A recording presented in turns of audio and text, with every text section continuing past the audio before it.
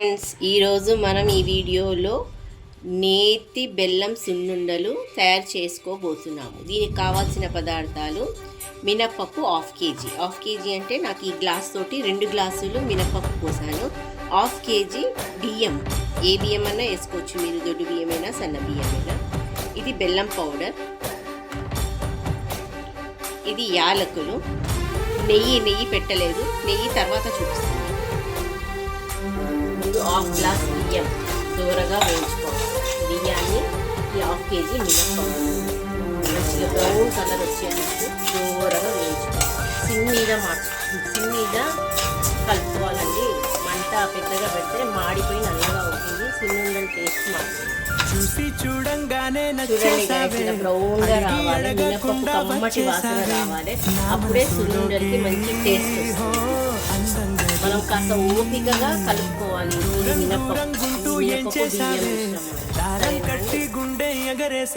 ఇలా ఒక ప్లేట్లో వేసుకొని చల్లారి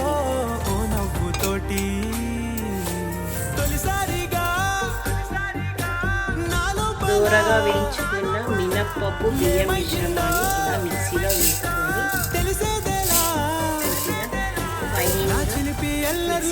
చిన్ని సరదాలు నీలోను చూసానులే, నీ వంక చూస్తుంటే అర్థంలో నేను చూస్తున్నట్టే ఉందిలే.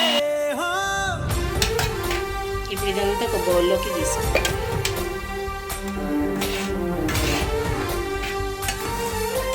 బెల్లం కూడా ఒకసారి మిక్సీ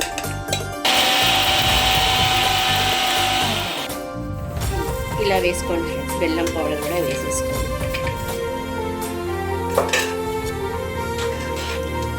యాలక్కాయలు కూడా మిక్సీలో వేసుకొని మిక్సీ పట్టేసేయండి. చెప్పడం మర్చిపోయాను నేను.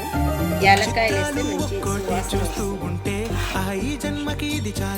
ఇప్పుడు నేను ఈ నెయ్యి తీసుకున్నానండి, ఆవు నెయ్యి. నేను వేడి చేసుకున్నాను, గడ్డగట్టి కొద్దిగా వేడి చేసుకున్నాను. స్మూత్గా ఇలా కలుపుకోండి.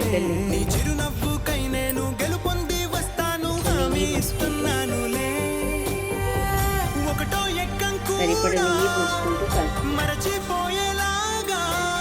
చూడండి. కొద్దిగా నెయ్యి వేసుకొని మళ్ళీ కలుపుకోండి. సరిపడంత నెయ్యి వేసుకోండి, మరి ఎక్కువ కూడా వేసుకుంటే లడ్డూలు స్మూత్గా. చూడండి ఫ్రెండ్స్, ఇలా మనం ఉండలు చేసుకొని ఒక్కొక్కటిగా పెట్టుకోవాలి. ఆడవాళ్ళకి, పిల్లలకి, నడుము నొప్పులకి చాలా మంచి. రోజు ఒక సున్నుండ, మిరప సున్నుండలు తినడం వల్ల ఆరోగ్యానికి ఎంతో మేలు చేస్తుంది. చూడండి ఫ్రెండ్స్, ఎంతో ఎమ్మీగా తయారైన మినప బెల్లం నేతి సున్నుండలు. మీరు కూడా ట్రై చేయండి.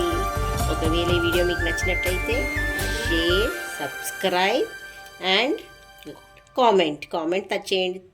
తప్పకుండా కామెంట్ చేయండి ఫ్రెండ్స్, ప్లీజ్.